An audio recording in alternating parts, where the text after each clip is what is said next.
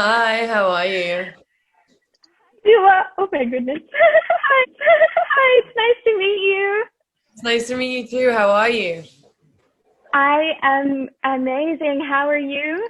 I'm really good, thank you. I am Anne Curtis, and I'm here on behalf of the Philippines. And Hi. well, first and foremost, I just wanted to congratulate you on your AMA win for Don't Start Now as Pop Rock Song of the Year. Congratulations. Thank you so much. Thank you. Thank you. It's a really special moment. I'm really, Yes. really grateful. As a fan, I'm so happy for you.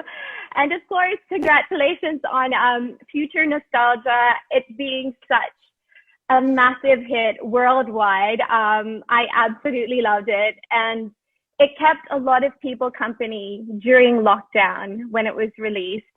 How was it releasing an album during such a crazy time? Well, it was interesting, I never thought I'd ever have to put an album out at a time like this.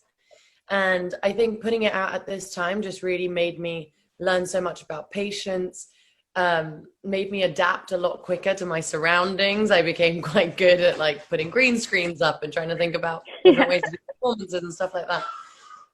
But it was, interesting. It was a massive, massive learning curve, but one that I'm really grateful for. I wouldn't have changed it for the world. I'm just so happy you did. It gave us something to listen to, of course, during this crazy time.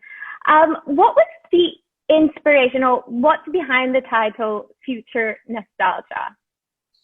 Well, it was kind of like the amalgamation between two things. Obviously, it's like the nostalgia era, which is like where all my childhood influences come from, which is a lot to do with like my parents and the music that they listened to at home.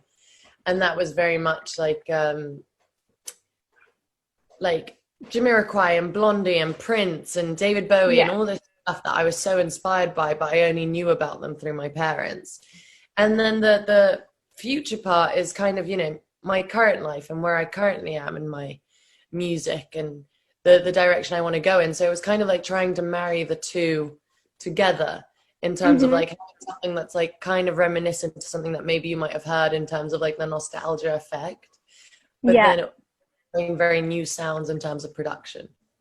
I definitely got that vibe. Like when you listen to your album, it's like a bunch of different genres, but still with your Dua style and touch to it. I loved everything.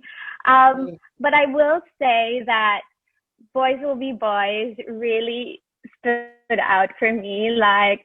And I just want to ask, like, what was the inspiration behind that? And was there a specific reason why you made it your last track on your album? Um, so the inspiration behind that was very much something that happened in my life, something that I felt like I needed to talk about. I feel like I talk about women's issues and women's equality a lot. And I felt like I needed to put something on the record that was kind of directly addressing that and maybe like the growing pains of what it's like to be a woman.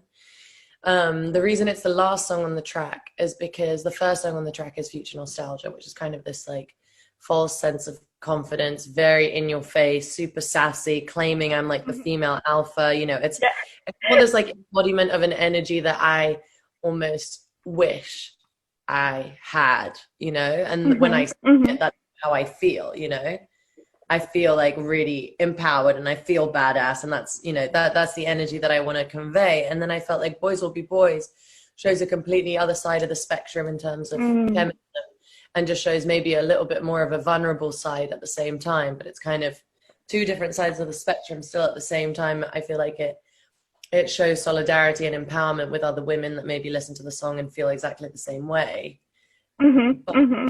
it felt like it was important to have that parallel on the album, Yeah. and so that's the last Mm-hmm. song on the album. I felt that. I really, really did.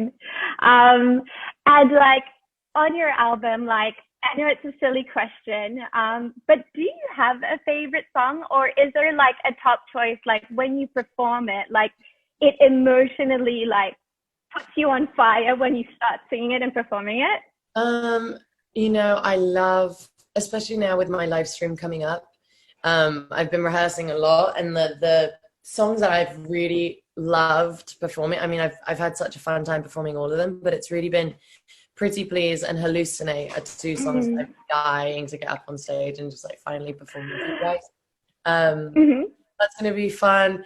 It's just like it depends, you know, and the more comfortable you get with a song, then you kind of, I don't know, you embody it in a different way and you become a bit more Right. comfortable with it, and that almost becomes your favorite song because I feel like you then get kind of lost in it. Yeah. Um, but it depends. It's kind of hard to tell right now, but those are the two that I'm like really excited about. Mm-hmm. And something that was actually another exciting part about you is that you've had in the span of 2 weeks, two new releases, collaborations. Congratulations on Fever and Prisoner.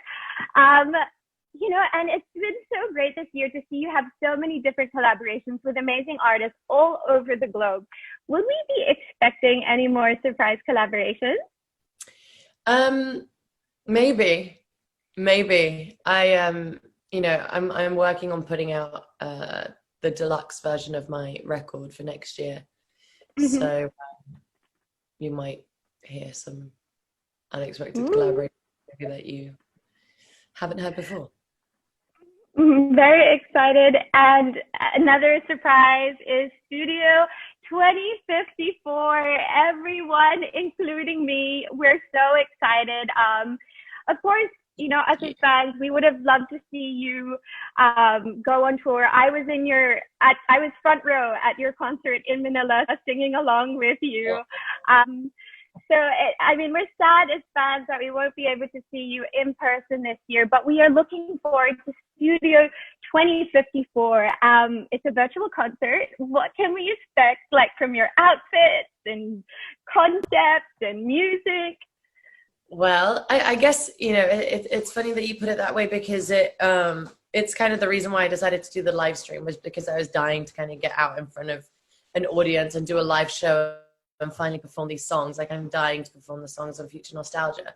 So to be able to kind of put this show on for you guys and everyone at home, it makes it really, really special for me. So I'm like working really hard to make sure that I just don't disappoint you and I give you like the best show ever, especially from like the comfort of your home. Um, Mm-hmm. but it's like a multi-dimensional show. It goes from like an 80s TV studio into like a roller disco, into like a New York like boiler room rave with lots of like special guests and guest appearances, and it's a very like relentless show. It just like goes and goes and goes, and every time like there's always something new happening, and there's always like exciting guests and exciting moments, and it has just been an absolute blast to put this on. We've been working extremely hard, and I'm just so excited to see what you all think. I am so excited. As the same, I'm sure all the Filipinos are so excited to watch you. Would you like to say something to Filipinos who are excited to catch you just a few more sleeps at Studio 2054? Yeah, I just want to send everyone all my love because I really, really miss you all. And I wish I had the opportunity to come and see you all in person and be there on tour. But the second that we are allowed to come and hang out and party together and be with each other and celebrate, that's the first thing I'm going to do. So I just want to say thank you so much for all your patience. And I hope you're all staying safe. And I'll see you all very soon. Mwah. Thank you so much, Dua, and we hope to see you in Manila when everything is allowed again, when you can go on tour again. We will be waiting patiently. And until then, we will be levitating with you at Studio 2054. Thank you so much. I'll see you soon, my dear. Bye. Thank you.